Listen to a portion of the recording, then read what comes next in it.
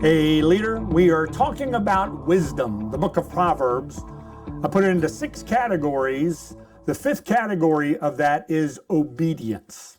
And the idea behind obedience, in order to be wise, it's doing and living out and acting in accordance with God's word, following his commands and his principles. If you are not obedient to God, you are not wise. You may be very smart. You might have a high IQ. You might have great degrees. You might have a lot of good experience, but you lack wisdom if you're not living in obedience to what it is that God says in his word and what he says to you. Proverbs chapter 8, verses 32 through 34 say, "Now therefore listen to me, my children, for blessed are those who keep my ways. Hear instruction and be wise, and do not disdain it. Blessed is the man who listens to me, watching daily at my gates, waiting at the posts of my doors." So it's one thing to hear, which we need, but you must do in order to be wise. Wisdom is shown in its works, not in the words that you hear. So there's a popular phrase that says, "Tell me, I forget. Show me, I remember.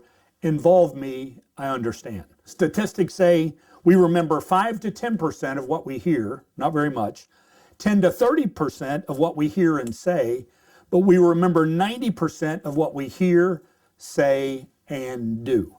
Why would obedience be such an important part of wisdom? We know that all wisdom comes from God. God grants wisdom, so he tells us to do something. If we refuse to do that, we are blocking wisdom from our lives.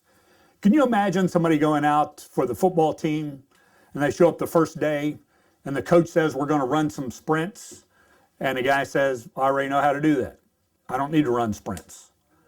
He's not going to go very far in football without running sprints, because running sprints builds your cardio, but it also tells the coach that you are willing to learn, that you are very teachable.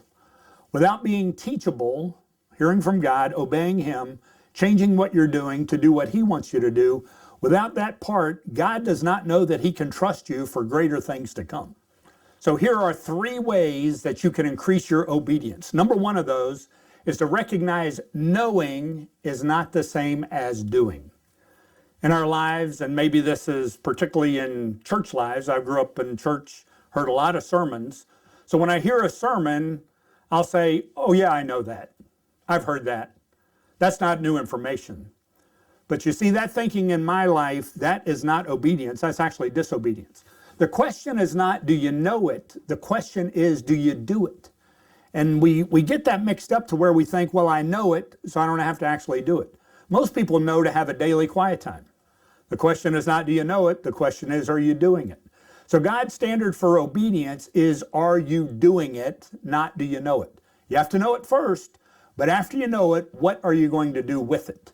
So recognize that you need to do, I need to follow, I need to accept, I need to act in accordance with God's commands and his principles. Number 2 is to realize that slow obedience is disobedience. So we have an example of obedience, kind of the opposite, from Abraham back in Genesis. Genesis chapter 12, verse 4 says, "So Abram went," as soon as he heard what God said, "So Abram went as the Lord had told him, and Lot went with him, and Abram was 75 years old when he set out from Haran." So the distance between God telling you and you doing it, the length of time that takes, is often a barometer of your spiritual health. If God says to do it and you do it, that's spiritual maturity. If God says to do it and you wait and think about it and want to take some more time, that's a sign of spiritual immaturity.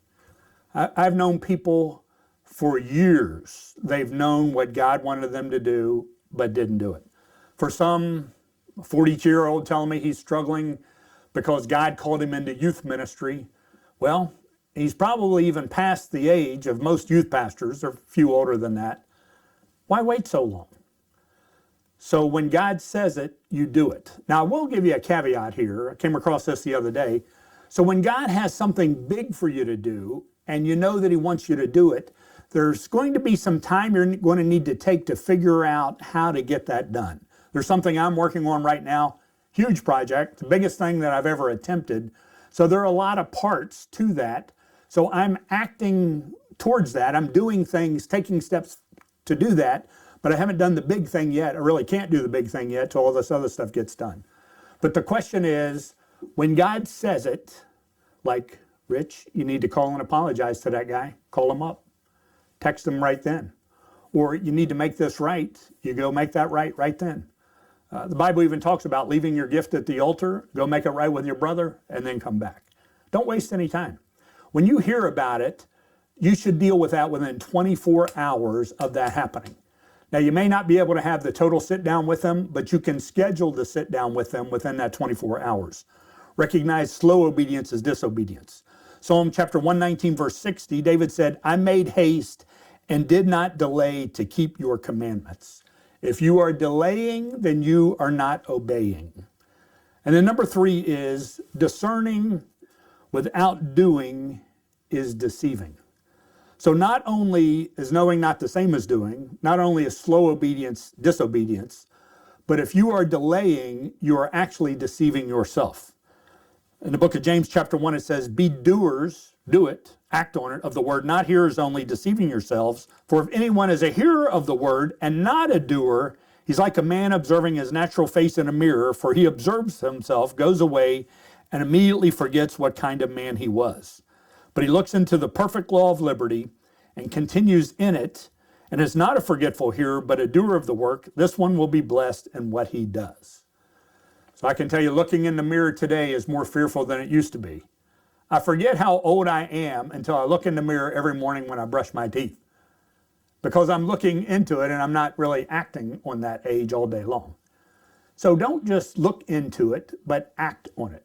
For example, in Philippians chapter 2, verse 14, it says to do all things without grumbling and complaining. So if I'm grumbling and complaining, I'm not being obedient. I'm not following what God says.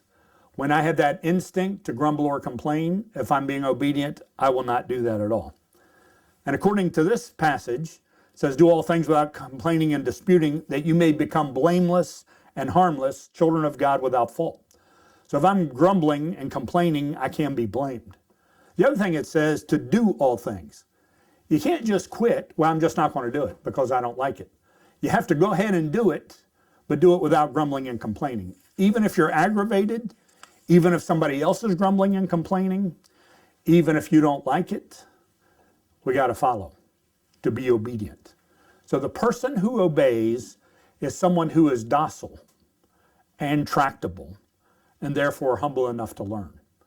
If I quit learning, I'm not obedient, because God consistently tells me new things to do.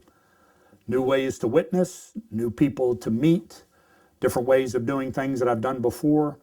But I need to be obedient for God to use me. Because you see, well, why would you be obedient? You would be obedient because then God knows he can trust you. And when he can trust you with the obedience today, he knows he can trust you with bigger things in the future. Some of us aren't seeing God do big things because we are disobedient in the small things.